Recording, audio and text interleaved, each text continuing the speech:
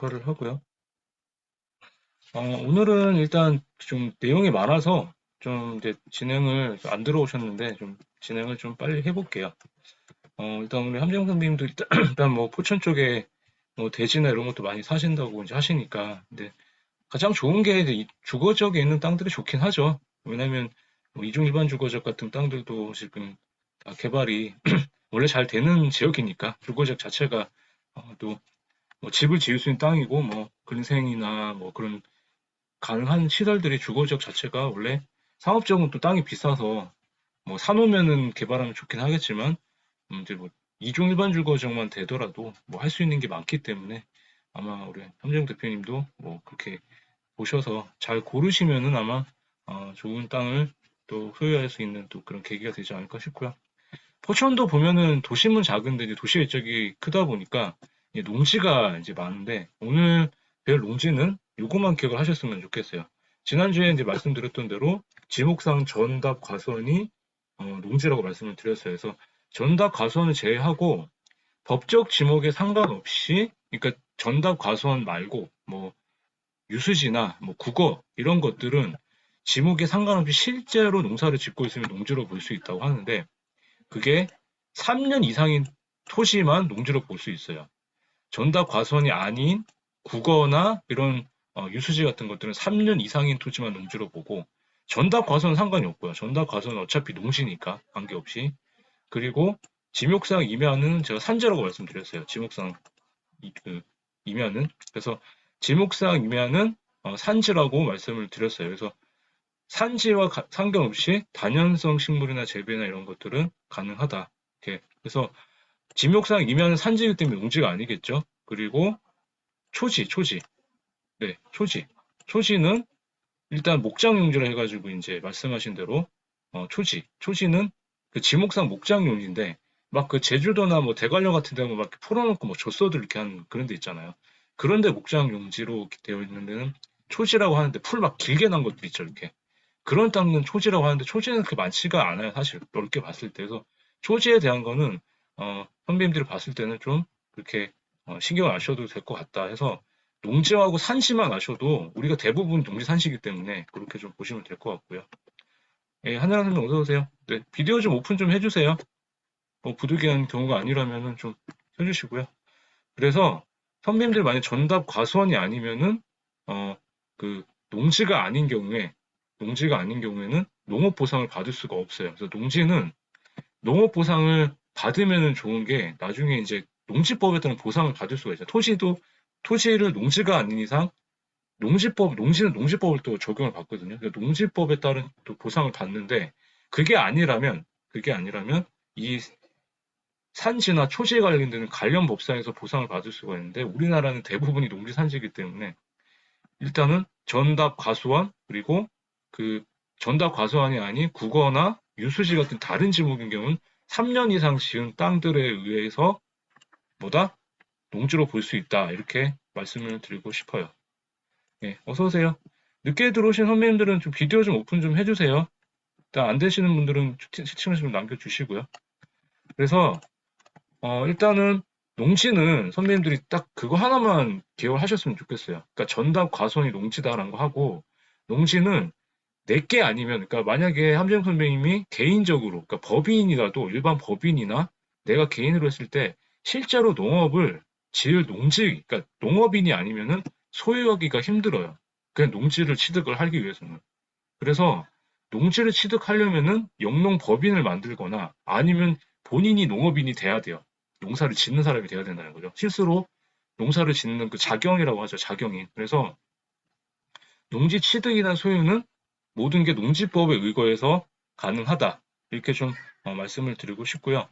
그래서 도시 거주자들은 주말 체험 농장, 그러니까 우리가 농지 취득을 하면 농지증을 받아야 되는데 일단은 우리 외지인들이 만약에 가장 쉽게 농지를 취득할 수 있는 방법이 뭐다? 주말 체험 농장을 목적으로 해서 어떤 주말 체험 농장을 목적으로 해가지고 농지를 취득하는 게 가장 어떻게 보면 좋을 수 있다. 이렇게 말씀을 드리고 싶어요. 그래서 1000제곱미터 이하, 그러니까 부지 면적이 선배님들이 만약에 한양 선배님이나 함정 선배님께서 농지를 사시겠다 했을 때 농지 주말 체험 농장으로 그럼 최대로 할 수 있는 농지 그 면적 자체가 부지 면적이 1000제곱미터예요. 330평까지만 주말 체험 농장을 목적으로 할 수가 있어요. 그 이상으로는 안 돼요. 그게 외지인들이 가장 쉽게 우리 같은 도시에 사는 사람들이 그래서 현지인 말고 외지인들이 가장 쉽게 할 수가 있다는 거를 말씀을 드리고 싶습니다.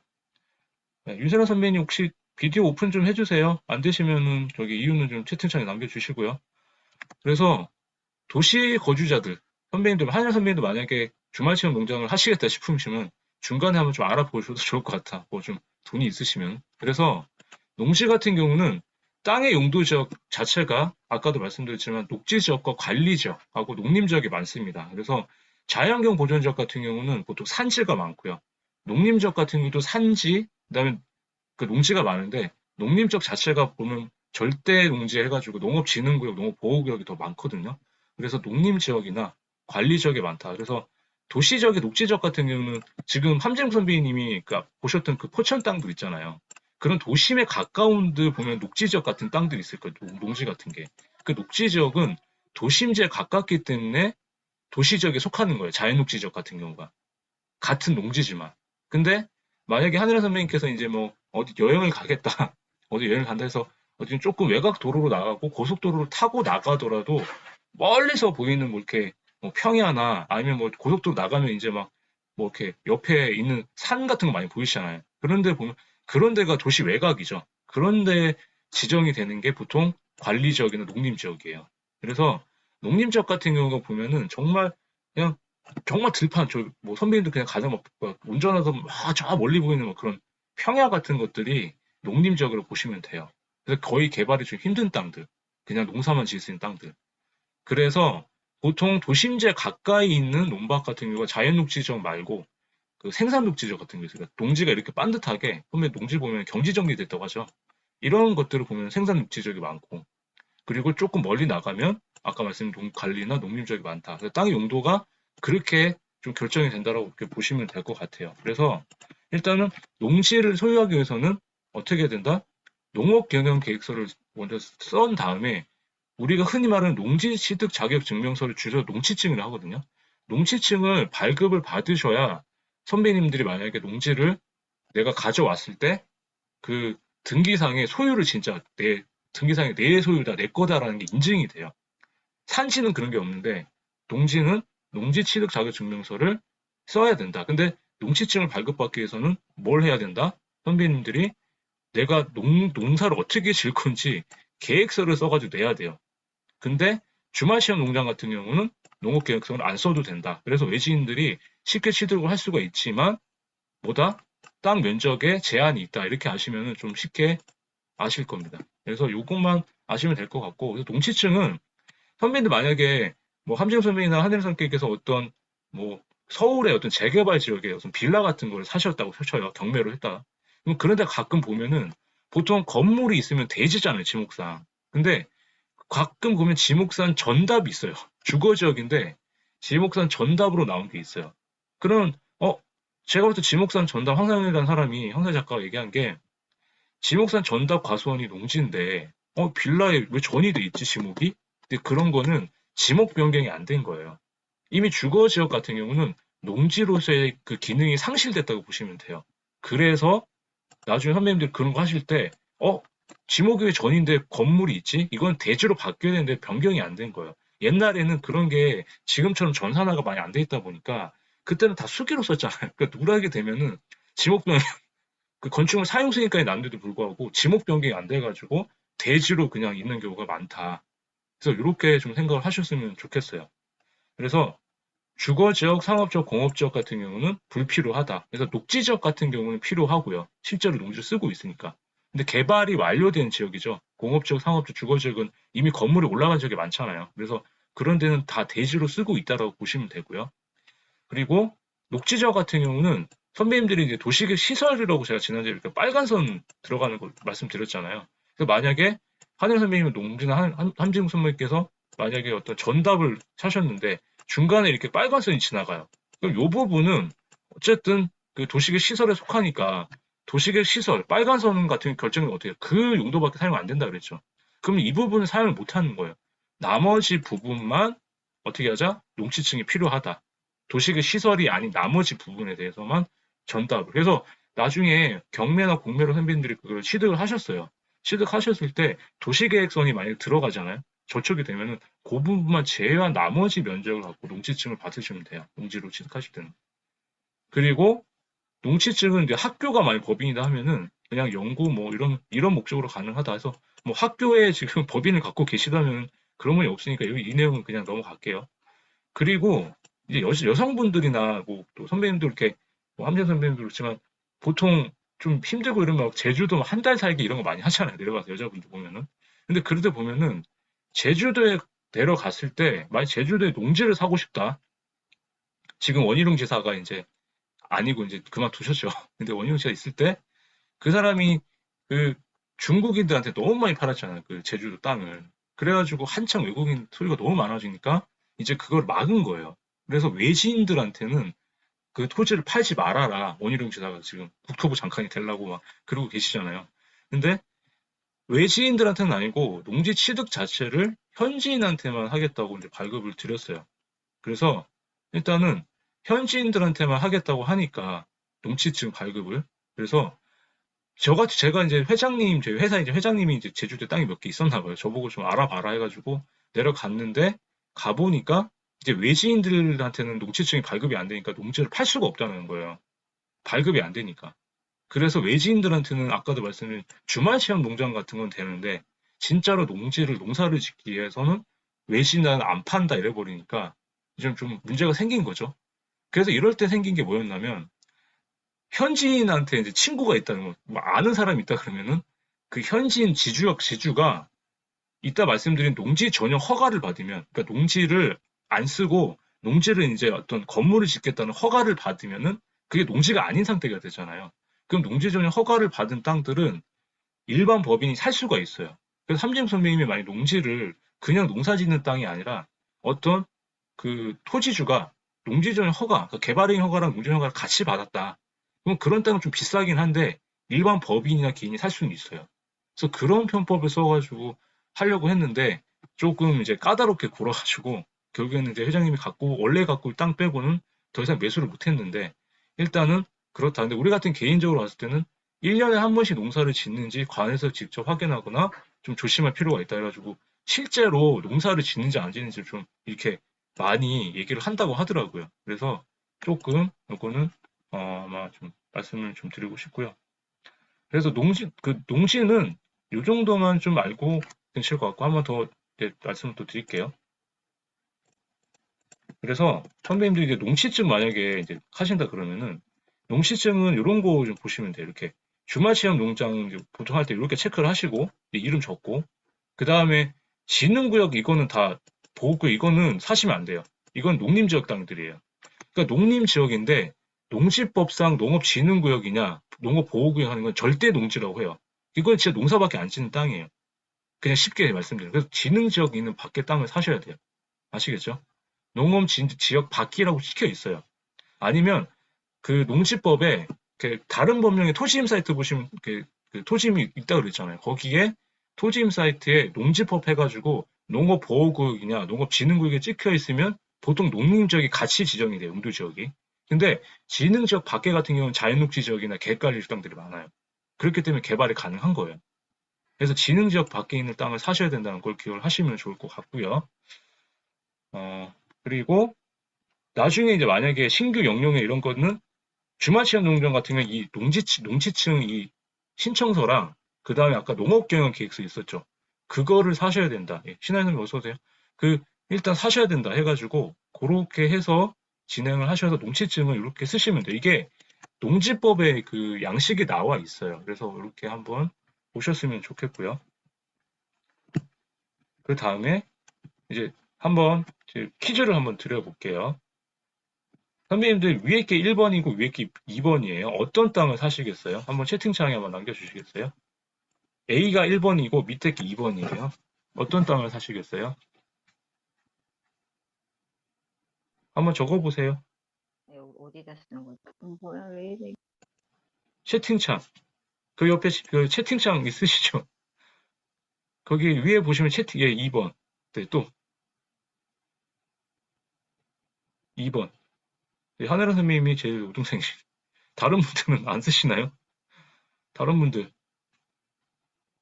윤세란 선배님은 비디오 좀 오픈 좀 해주세요. 안 되시면은 그 이유를 좀 남겨주세요. 듣고 계신지는 모르겠는데 그냥 저는 수업 때 그냥 켜놓고 그냥 가만히 계신 건 제 유료 강의에서 제가 못 봅니다.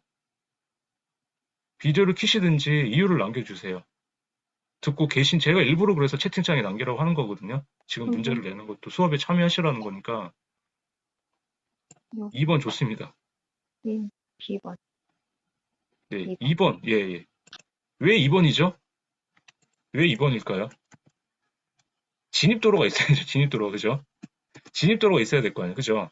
이거 같은 경우는 선배님 만약에 이렇게 제가 만약에 도로가 있어요. 맹지죠, 맹지. 그러면 지금 만약에 진입도로를 낼 거라면 이 땅, 이 땅, 이 땅 같은 경우가 어떻게 되죠? 사용 승낙을 받든가 선배님들이 땅을 사셔야 되잖아요. 그만큼. 그죠? 근데 이 땅은 어때요? 바로 도로에 접해 있으니까 어때요? 접근성이 되는 거죠. 그러니까 제가 뭐라 그랬어요? 용도 지역도 중요하지만 용도 지역도 중요하지만 뭐가 중요하다고 말씀드렸죠? 진입 도로가 있어야 되고 그거 맹지가 돼버리면은 이렇게 진입도를 내야 되잖아요. 그러면 선배님들이 사야 될 돈이 더 많아지는 거죠. 그죠? 그래서 제가 말씀드린 대로 이렇게 많아지기 때문에 도로랑 사이즈가 작더라도 도로랑 붙어 있는 땅을 사셔야 선배님들이 가장 투자에 또 돈도 적게 들고 인허가도 만약에 땅은 작지만 좀 그렇다. 그래서 사실은 그 제가 그 함정 선배님 땅 자체 이렇게 생긴 걸 보니까 주거 지역에 앞에 이렇게 하천구역이 이렇게 지나가는 것 같아요. 그래서 제가 봤을 땐 이 부분에 제가 말씀드렸지만 아마 건축물 행위를 못할 수도 있어요. 그리고 나머지를 제가 그래가지고 지난주에 제가 이도론 땅 사지 말라고 했던 게 하천구역이 조금 걸리는 부분들은 하천법에 따라서 그게 또 적용을 받거든요. 주거 지역이지만. 그래서 이 하천구역이 지나가는 선을 잘 보셨으면 좋겠다는 말씀을 드리고 싶은 거예요. 그래서 일단은 이렇게 한번 보셨으면 좋겠고요. 그래서 농지를 이제 만약에 선배님들이 사셔갖고 농지를 이제 사셨어요. 그러면 전답 과수원 농지를 사셨고 용도 지역도 뭐 자연녹지 지역이든 뭐 객관리 지역이든 뭐 개발이 가능한 땅이고 그리고 지목이 전답 가수원이고 도로랑 붙어 있어요. 그러면 아 조금 개발을 해볼만 하다. 또 입지도 뭐 봐야 되겠지만 예를 들어서 전제로 그러면 농지도 이제 만약에 하늘 선생님께서 만약에 뭐 짓겠다 하셨다 하면은 전답 가수원의 건축물이나 어떤 행위를 하기 위해서는 농지 전용 허가를 받아야 돼요. 농지는. 근데 땅의 가장 기본적인 인허가가 뭐였어요? 개발행위 허가였죠. 그래서 개발행위 허가는 무조건 받는 거고 농지이기 때문에 농지 전용 허가를 같이 받는데 개발행위 허가 받을 때 농지 전용 허가 서류를 같이 넣어서 한 번에 다 허가를 받을 수 있다. 그게 뭐다? 의제 처리를 하죠. 개발행위 허가 받을 때 의제가 된다.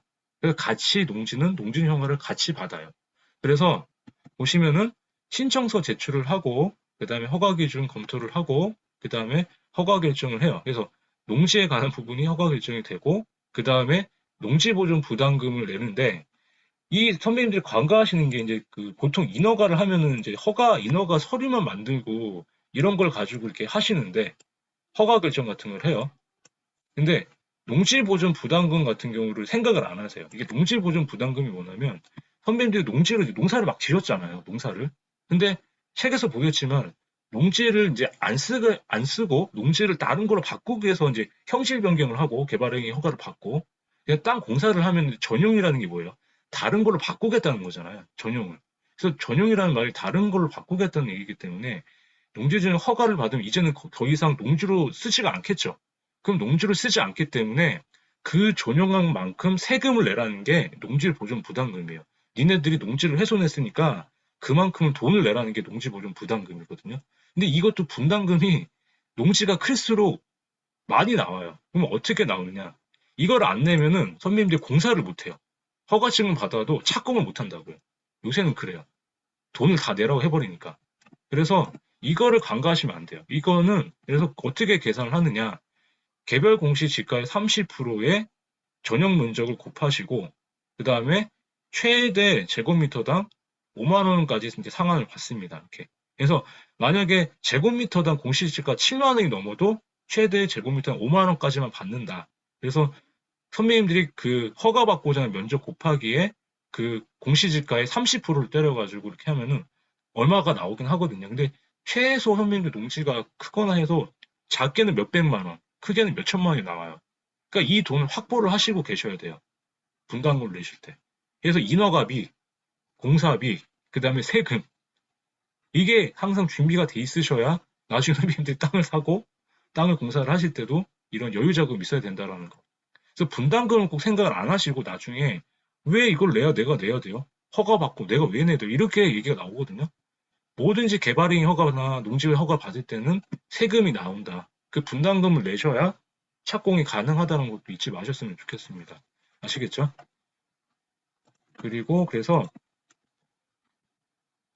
일단 농지연금. 그래서 만약 농지를 개발을 안 하고 그냥 선배님들 그냥 계속 갖고 있어도 좋은 게 농지는 제가 신한 선배님 그때 말씀드렸었죠. 농지연금을 받으러 했던 게 이거거든요.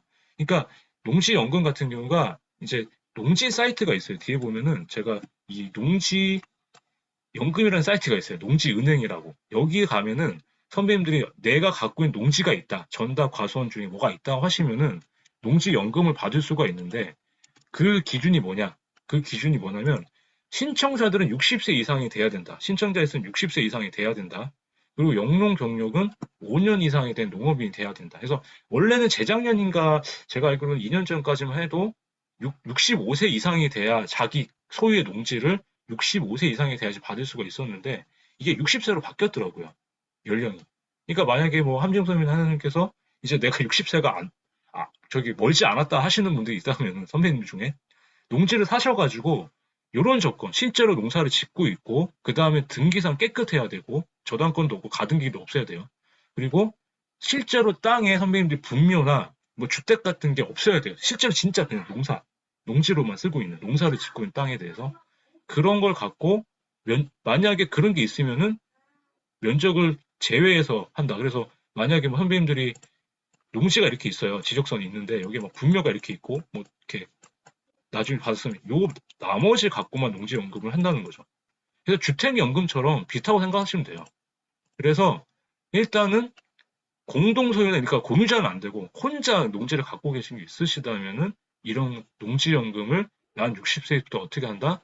공시지가를 따져가지고 감정평가를 해요. 그래서 결정을 해가지고 한 번에 받든가 뭐 매달 연금으로 받든가 이렇게 하는데 아까 말씀드린 더 자세한 거는 이 농지연금, 농지은행 사이트 가셔가지고 이렇게 한번 확인을 하시면은 선배님들이 아마 갖고 있는 농지에 대해서 내가 받을 수 있는지 없는지 검증이 되실 거예요. 그래서 여기 가면은 여기 농지연금도 있는데 농지를 구하기, 농지 내놓기 있거든요. 그러니까 농지를 살 수도 있고 농지를 팔 수도 있는데 이 농지은행이 선비도 농지를 매매하거나 농지연금을 받는 가장 그게 많이 쓰는 사이트니까 여기 가셔가지고 선배님들 주소 쳐서 뭐 상담을 받으셔도 되고요. 저보다 더 자세히 알려주니까 이렇게 한번 농지 같은 거는 이렇게 활용을 해보시면 좋겠어요. 그래서 저는 신하의 선배님 같은 경우는 그 땅 주신 게 아마 농지인 것 같아요. 제가 알기로. 그래서 그때 제가 그냥 농지연금으로 한번 해보셔라 이렇게 했던 건데 그게 한번 여기 사이트 가셔가지고 한번 좀 대상이 되는지 이런 것들 한번 보셨으면 좋겠어요. 아시겠죠?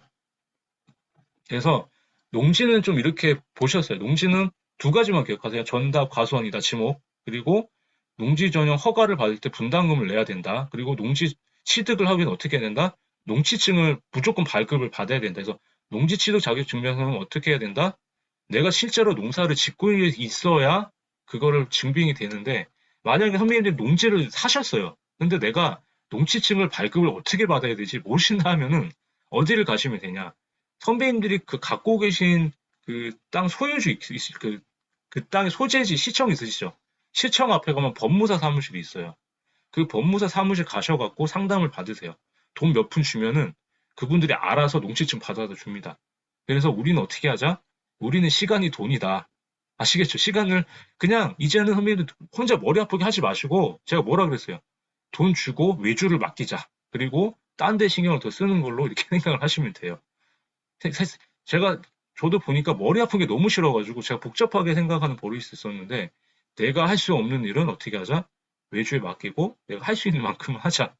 그것도 투자의 단순한 어떻게 보면 인생을 살아가는 진리 중에 하나인 것 같더라고요. 제가 감히 선배님께서 이런 얘기 하는 게 웃기지만 45살 살면서 느낀 게 딱 그런 생각이 들어서 선배님들 시간도 낭비하지 마시고 그렇게 하시라는 얘기예요. 아시겠죠? 그래서 산지는 이제 한번 말씀을 드릴게요. 오늘 좀 내용이 많아서 좀 쭉쭉 가볼게요, 선배님 일단. 산지는 지목상 임야다. 그거 하나만 기억을 하시고요. 그래서 산지는 이 두 가지로 나눠져요. 보존산지와 준보존산지로 나눠진다. 근데 보존산지는 뭐라 그랬어요? 보존이 목적이에요. 그냥 한글만 생각하세요. 산지인데 보존하래.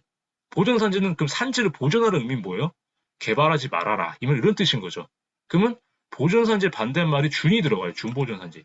준보산지는 뭐다? 아, 보존을 조금 해도 되는구나. 그럼 뭐다? 개발을 해도 되는 땅이구나. 이렇게 생각하시면은 금방 이해가 되시겠죠. 그래서 보존산지는 뭐다? 절대로 사지 말아야 된다. 절대로 사지 말아야 된다. 그래서 보존산지 중에 가장 센 공룡산지는 진짜 하지 말아라. 요거는 가장 기억을 하셨으면 좋겠어요. 그러면 보존산지 두 개로 나눠지는데 임업용산지와 공룡산지를 나눠진다. 다시 한번 가볼게요. 보존산지는 크게 임업용산지와 공룡산지로 나누십니다. 임업용산지 같은 경우는 말 그대로 우리 신하연 선배님께서 이제 임업용산지를 만약에 가졌다. 보존산지예요. 근데 임업용산지는 작물 재배를 할 수 있는 땅이에요. 버섯 재배 같은 거. 그러니까 임업이란 게 뭐예요? 이렇게 산에서 나는 그런 임업 같은 자원을 필요하기 때문에 하기 때문에 함재섬이나 한혜선님께서는 내가 무슨 재배사를 하고 싶어 작물 재배 같은 땅을 원한다 하시면은 보존산지, 그러니까 농림지역 중에 보존산지 중에 임업용산지를 사시면 돼요. 그냥 거기 가셔서 본인이 이렇게 하시면 되니까 실제로 사실 때 전제로 그냥 투자 목적은 안 됩니다. 자 본인이 가서 직접 사실 정도면 사셔도 돼요. 농림지역 같은 경우는 말리진 않을게요. 그런데 공룡산지는 뭐다? 공룡산지는 진짜 사지 말아야 돼요. 이거는 공익이 뭐예요? 공공의 이익을 목적으로 산지를 해놓은 거예요. 그렇기 때문에 어디에 많이 하냐? 보세요. 이 표를 보시면은 공룡산지는 어디요? GB. 우리 흔히 말해서 그린벨트 땅 사지 말라고 했었죠. GB. 그린벨트. 개발제한구역. 이 기억나시죠? 그죠? 공원. 휴양림. 이건 뭐다? 그냥 선배님들 지금 이제 더워지잖아요. 그냥 휴양 가, 휴양. 가서 쉬세요, 그냥. 그런 땅 사셔서 쉴 거면 사셔도 돼요. 내 돈 많아가지고 그런 거 하나 사셔서 내 땅에서 좀 쉬고 싶다 하시면은 투자를 하셔도 되는데 굳이 돈 아깝게 개발도 안 된 땅에다 왜 투자를 하시는지 그거는 말이 안 되겠죠. 그래서 그냥 놀러 다니시면 되고 공룡산지는. 근데 기획부동산들이 보면 이 공룡산지를 되게 많이 노려요. 선배님 보면. 지목상 임야인데 가보면 다 공룡산지예요. 진짜. 그러면 어떻게 된다? 안 된다. 그래서 차라리 투자를 산지를 사실 거면은 보존 산지 중에서는 임업용 산지를 사시고 이거 말고 그냥 준보존 산지를 사셔갖고 개발을 하셔라. 그래서 이거는 이제 어디서 보실 수 있냐면 한번 가볼게요, 형님들. 이런 땅 사실 마라 이제 번외편입니다. 지난주 이어서 보존 산지는 사실 마시라고 말씀드렸죠. 보존 산지 중에 뭐다? 여기 공용 산지로 찍혀 있죠. 요거 이런 거는 그냥 쳐다도 보지 마세요. 사실은 보존 녹지 지역에 공용 산지라고 해도 단독주택까지는 지을 수는 있긴 있거든요. 근데 선배님들이 이거 지어봐야 임대를 주거나 해도 돈이 별로 안 나와요. 그리고 거기 뭐 되게 할 수도 없고 차라리 이런 녹색이 자연녹지 지역이거든요. 차라리 자연녹지 지역 땅은 뭘 하기라도 많이 가능하지 행위 제한이 좀 완화가 되거든요. 보존 녹지 지역 자체가 뭐예요? 녹지를 보존하라는 의미예요. 그래서 어떻게 보면 녹지 지역 중에서도 가장 개발이 힘든 땅일 수도 있어요. 보존 녹지 지역이. 근데 공용 산지까지 있다? 이거는 쳐다보지도 마셔라. 그래서 토지임 사이트 가셔갖고 토지임 사이트 가셔서 용도 지역 볼 때 선배님들이 여기 이제 항상 토지임 사이트 가시면 용도 지역만 보지 마시고 어떻게 봐라? 지목 보고 지목. 그럼 지목이 임야 임야? 위에 이렇게 표에 지목 나오죠. 지목이 임야면 산지구나. 그럼 두 번째로 어디를 보냐? 다른 법령 지구를 보시는 거예요. 여기에 다른 법령에 보면은 산지는 산지관리법을 따라가요. 그래서 여기에 보전산지인지 아니면 준보전산지로 찍혀 있어요. 준보전산지. 그러면 임야하고 산지는 준보전산지고 그리고 나중에 보니까 자연녹지 지역이네. 이러면은 오케이예요. 선배님 산지도 개발이 가능한 땅이라고 보시면 되는 거예요. 아시겠죠? 토지임 사이트 이제 가셔가지고 지목 보시고 땅 면적 보시고 공시지가 얼마 보시고 그 다음에 땅 용도 지역 보고 그 다음에 임야다 그러면은 다른 법령 지역에서 산지가 찍혀 있을 거예요. 준보존 산지면 개발이 가능하구나. 보존 산지라면은 개발이 안 되는구나. 이렇게 판단을 하시면은 선배님들이 딱 봤을 때 이런 땅은 사지 말아야 되겠구나. 감이 오시죠 이제는. 아시겠죠? 네. 보존 산지는 사지 마라. 그거만 기억하시고요. 그래서 선배님들 산지는 농지는 아까 개발할 때 농지는 어때요? 농지 땅은 웬만하면 이렇게 완만해요, 완만해요. 그렇기 때문에 농지는 농사를 할 때 완만하기 때문에 제약사항이 없어요, 농지 개발할 때는. 근데 산지는 어때요? 산지는 이렇게 높아요. 산에 가보시면 다 높잖아요, 선배님. 이렇게 경사가 있잖아요, 그죠? 그렇기 때문에 산지는 선배님들이 만약에 내가 갖고 있는 임야, 산지를 개발하고 싶다 하시면은 이 두 가지를 조건을 충족을 해야 된다. 그게 뭐냐? 경사도와 인목축척이라는 건데 이게 뭐냐? 말씀을 드려볼게요. 경사도가 보통 25도 이상이면 개발이 안 돼요. 25도 이하인 땅들이 개발이 많이 됩니다. 조례마다 틀린데 그때 개발행위 허가 기준 보셨죠? 그걸 보시면 돼요. 도시계획 조례에서. 개발행위 허가나 그런 산지조정 허가 기준을 보면 보통 25도 이하인 산지면은 개발이 가능하다라고 나오는데 이게 뭔 말이냐? 만약에 지난주에 배웠던 지적선에 이렇게 있고 신한선민이나 한한선민께서 읽었던 임야의 땅을 갖고 계세요. 1-1이라는 땅을. 임야의 산지예요. 근데 농지 같은 경우는 선배님 농지 같은 경우는 제가 뭐라 그랬어 아까? 이 땅을 전체를 개발하는데 뭐 경사도나 이런 기준이 없기 때문에 100%내 땅을 다 개발을 할 수가 있어요.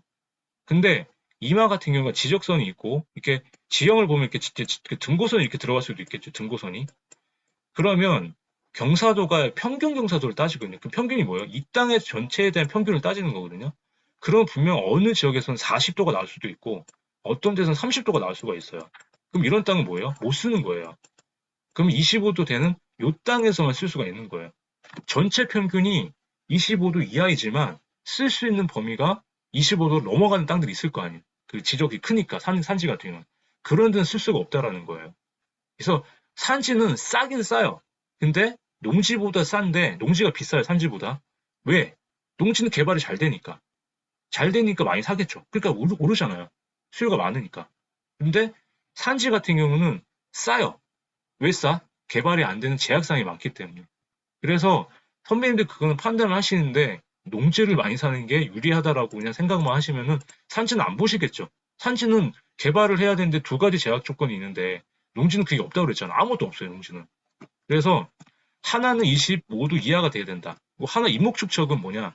여기 선배님 보시면 나무 빽빽하죠, 여기. 임목축척이라는 게 그 산지 안에 나무가 얼마나 빽빽하냐 이걸 보는 거예요. 그게 150% 이하이면 개발이 가능한데 150% 이상이 되면 개발이 안 돼요.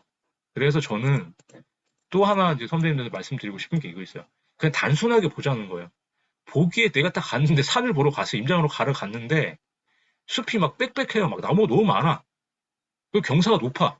이러면 어떻게 하자? 사지 말자. 왜? 경사가 높고 나무가 많으면 산지 개발이 안 되는구나. 그 사시고 싶으면 그냥 나는 자연이다 하시면 돼요. 가셔갖고 그냥 나는 자연 하시면서 그냥 거기서 낮잠 주무시고 막 해먹 같은 거 달고 텐트 치고 그냥 주무시면 되잖아요. 그죠? 그런 식 용도로만 사셔도 돼요. 근데 거기도 도로 옆이가 낫지. 맹지 사가지고 걸어서 올라가실 거예요?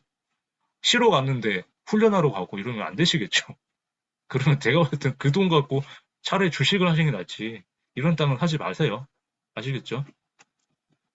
그래서 선배님들이 만약에 이제 임업 정도 다듬이나 해가지고 제가 이 사이트 한번 보여드릴게요. 나중에 이제 산지를 사셨어요, 선배님들. 산지를 사셨으면 여기서 임업 정보 다드림이라고 치시면은 이제 보통 아까 그 산지 경사도나 임목 축적 같은 거를 보통 실제로 이제 선배님들이 그 개발을 하기 위해서는 그 제가 말씀드렸잖아요. 그 군청이나 시청 앞에 가면 인허가방이라고 있잖아요. 그 식량설계사무소 그런 데서 실제로 돈을 주고 경사도를 돌려주고 임목 축적이 몇 도인지 이런 거를 말씀을 해주는데 그런 게 이제 돈이 드니까 그래서 사람들이 또 머리가 좋은 게 필지가 이제 하나 같은 임야 같은 경우는 계략적으로 경사도나 이런 임목 축적을 알 수 있는 사이트가 생겼어요. 그게 이 사이트입니다. 임목 정도 다드림의 사이트예요. 그래서 만약에 함일선배님, 한혜 선배님이나 뭐 신하연 선배님께서 만약에 이런 땅을 가셨다. 뭐 윤철현 선배님도 마찬가지지만 필지별로 임야를 내가 사러 갔다. 그러면은 여기 들어오셔가지고 이 필지별 정보 서비스를 이렇게 클릭하세요. 그리고 다시 임업정보 다드림이라고 검색을 하신 다음에 이 임업정보 다드림 사이트 들어오시면 필지별 산림정보 서비스를 클릭을 하세요. 여기 클릭을 하면은 이게 우리나라 전체 이제 그 산지에 대한 정보는 다 들어가 있는 사이트예요. 그래서 어, 이게 죄송해요. 제가 요새 제 컴퓨터가 조금 다운돼가지고 제 목소리는 들리시죠? 제 목소리는 들리시죠? 아, 이거는 제가 한번 캡처해가지고 한번 올려드릴게요. 제가 컴퓨터가 요새 조금 문제가 돼서. 그래서 일단은 여기에 들어가시면은 필지별로 이렇게 그 나중에 지도 추적 것에 들어가면은 계략적인 경사도나 산지 정보 같은 걸 볼 수가 있거든요. 그래서 요거 같은 거를 보시면은 선배님들이 여기 보셔갖고 경사도나 이런 걸 확인을 한번 해보시면은 좋을 것 같아요. 그래서 나중에 제가 봤을 때 선배님들이 산지 개발을 하기 위해서 어떤 지목상 임야나 산지 이제 개발을 하기 위해서 아까 말씀드린 대로 이제 산지관리법, 그 산지관리법은 경사도와 인목 축척을 이제 말씀드린 대로 이렇게 제가 말씀을 드렸잖아요. 네, 네. 그 공동명의도 사실은 좀 힘들죠. 그러니까 아까 농지 같은 건 지금 봤는데 공동명의도 좀 힘드실 거예요. 그러니까 일단 농지연금은 개인이 갖고 계셔야 되는 거예요. 2인 이상은 안 된다. 그래서 아까 좀 지금 제가 질문을 늦게 봤는데 그래서 선배님들이 만약에 산지관리법상 산지 전용 허가를 득하고 싶으면은 아까 말씀드린 경사도가 25도 이하이거나 아니면은 인목 축척이 150% 이하인 경우에는 가능한데 그럴 경우는 똑같아요. 아까 농지 전용 허가처럼 개발이 허가를 받는데 신청서를 제출해가지고 허가 기준 검토를 받아요. 그런 다음에 선배님들이 이제 그 허가 결정을 이제 하게 되는데 이제 허가 결정을 받고 나서 어떻게 한다? 대체 산림 조성비라고 해가지고 아까 농지 전용 부담금 쪽처럼 산지도 어떻게 돼요? 내가 산지를 전용했으면 어떻게 해요? 그 산지는 그 산지를 못 쓰는 거잖아요. 그렇죠? 그렇기 때문에 산지를 복구해라. 산지를 그 내가 그 산지를 훼손한 만큼 돈을 내라고 해요. 그게 대체 산림 조성비라고 하거든요. 그래서 산지 전용 부담금을 내야지 착공이 가능하다. 그래서 허가증을 받아가지고 일단 아까 말씀드린 대로 산지 전용 허가를 받아도 분담금을 내야 공사 착공을 할 수 있다. 이렇게 생각을 하시면 좋을 것 같아요. 그래서 산지용 부담금은 산림청에서 1년마다 고시를 하거든요. 이게 이제 작년 기준인데 조금 더 올랐을 거예요. 올해 제가 아직 업데이트를 못 했는데 여기 보시면은 준보전 산지 같은 경우가 준보전 산지가 개발이 가능하겠죠. 했죠. 여기 이 금액이 아마 5천 원 정도 될 거예요. 올해. 곱하기 선배님들이 이제 그 아까 개발한 땅 면적을 곱한 만큼이 나올 거거든요. 그러면 산지는 어때요? 면적이 크니까 농지 부담금보다 훨씬 금액이 커요. 그래서 보통 제가 해보니까 작아도 보통 1,000만 원 단위에서 억 단위까지 가요. 그러니까 이 분담금이 어떻게 보면 배보다 배꼽이 더 크다고. 그래서 산지는 사실 개발하는 게 제가 봐도 조금은 약간 좀 선배님들이 봤을 때는 약간 그 경사도라든지 임목축 이런 게 있으니까 웬만하면은 농지를 사가지고 농지는 연금도 받을 수 있고 개발을 할 수 있는 제약사항이 별로 없다 해서 이렇게 보셨으면 좀 좋을 것 같아요. 아시겠죠?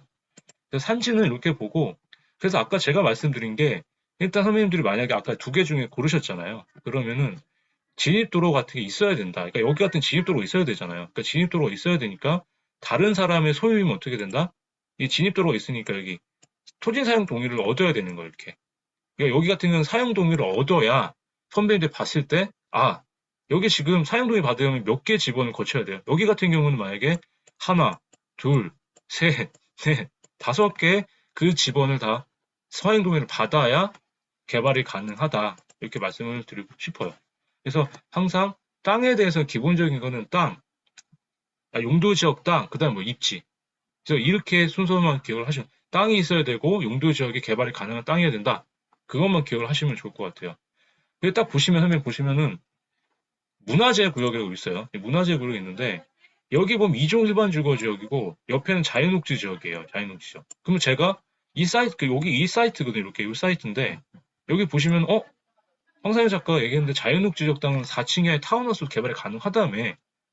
근데 여기가 중종 땅이에요. 중종 땅. 이씨들 전주시 중종 땅인데 여기 보니까 흥선대원군 묘가 딱 있다 여기 국가문화재가 있죠. 흥선대원군 아시죠? 고종의 아버지고 그 우리나라 세국 정책을 했던 우리나라의 그 저기 우리나라에 좀 개발을 좀 늦춘 분이죠. 어떻게 보면 되게 좋으신 분하고 좀 근데 그분의 묘가 있는 거예요.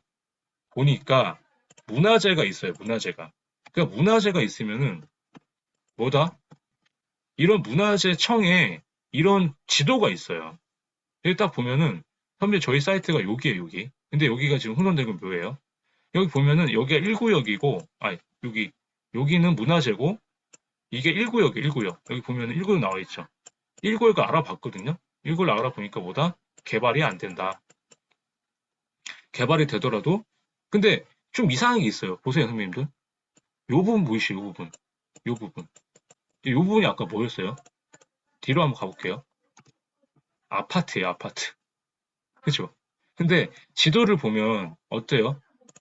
원래 이렇게 칠해지지 않았을까요, 이렇게? 요 선 자체가?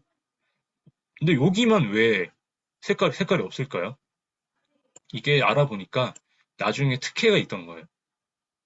여기만 아파트를 해주려고 여기만 어떻게 로비가 돼가지고 여기 옛날 얘기래요, 옛날. 그게 뭐 90년대인가 그때라니까. 아파트 보면 되게 오래된 아파트죠, 보면. 되게 오래된 아파트더라고요. 마석 아파트가. 1990년대 후반인가 그때 지었다고 하니까. 그때만 뭐 김대중 대통령 그때였던 것 같은데. 그래서 여기만 이종으로 바뀌고 나머지가 개발이 안 됐다는 얘기가 있어요. 그래서 문화재가 있으면 어떻게 된다? 가까이 있을수록 개발이 어렵다. 그래서 선배님들이 아까 문화재 보호구역 같은 것도 보면은 아까 이 토지임 사이트 뒤로 좀 가볼게요.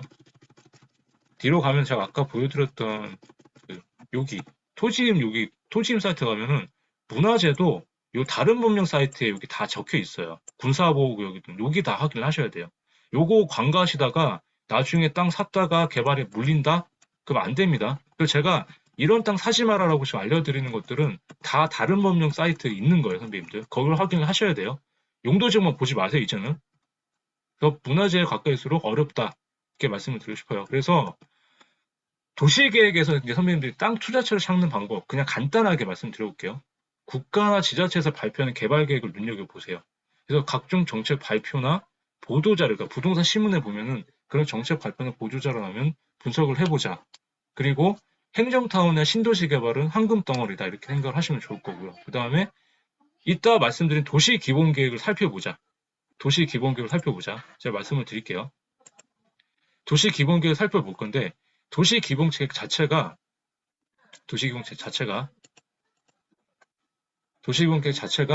일단은 도로, 철도, 항만 개발을 눈여겨보자. 그래서 산업단지나 도시개발사업 같은 게 기본계획이 있다가 이제 상위계획 보는 거 알려드릴 텐데 기본계획이 뭐냐면 선배님들이 지금 우리나라 지금 만약 신혜 선생님께서 뭐 대구에 살고 계시다, 뭐 하늘 선생님께 만약 원주에 살고 계시다면은 원주나 대구에 그 20년 동안 어떻게 개발을 할지 그 도시 전체적으로 정해놓은 20년 개발 기본계획이 있어요. 책을 보시면 알겠지만. 그게 도시 기본계획이에요. 그 도시가 20년 동안 어떻게 개발이 될지 보고서를 만들어요. 그게 가장 상위 계획이거든요. 그게 도시 기본계획이에요. 거기에 선배님 어디가 도로가 나고 어디가 철도가 나고 어디가 개발이 될지 눈여보는 거예요. 그리고 주변에 선배님들이 어디가 인구가 많이 들어와야 땅이 개발이 될 거 아니에요. 부동산도 선배님도 보면은 저기 아파트나 개발할 때 흐름 같은 거 많이 보시잖아요. 입지도 보지만, 그죠? 인구가 호재가 있어야 될 거 아니에요. 그러면 교통망이 생기고, 어디 산업단지가 생겨야 막 인구가 들어올 거 아니에요. 공장이 많이 생기니까. 그런 데를 살펴봐서 그 인근 개발 예정지를 한번 살펴보세요. 그리고 인구가 증가하거나 어디가 대기업 삼성이 어디로 옮겨간다. 그럼 대기업이 옮겨가면 그 도시는 망하는 거예요. 그죠? 세금이 안 들어오니까. 그렇잖아요. 그런 거를 도시 기본계획 보면서 살펴보자. 요거는 좀 이따 더 자세히 살펴볼게요. 그리고 곧 있을 6월 지방선거 있잖아요. 지방선거 시장들 이제 공약사항 보세요. 도지사, 군수, 시장이 개발이 필요한 거 지정을 할 겁니다, 진짜. 거기가 땅값이 오를 거예요. 그래서 그거를 한번 살펴봐라. 그러니까 요 세 가지를 한번 보셨으면 좋겠고요. 그래서 도시 기본계획 아까 제가 말씀드렸죠.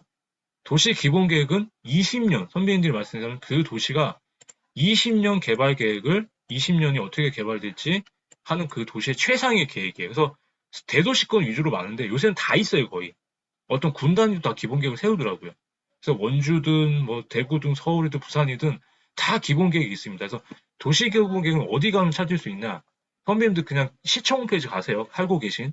그 내가 필요한 어떤 땅에 있는 시청 홈페이지 가셔가지고 어디 기본 계획 쓰시면은 PDF 파일로 다 올라와 있거나 이렇게 그 사이트에서 이렇게 볼 수 있게끔 해놨어요.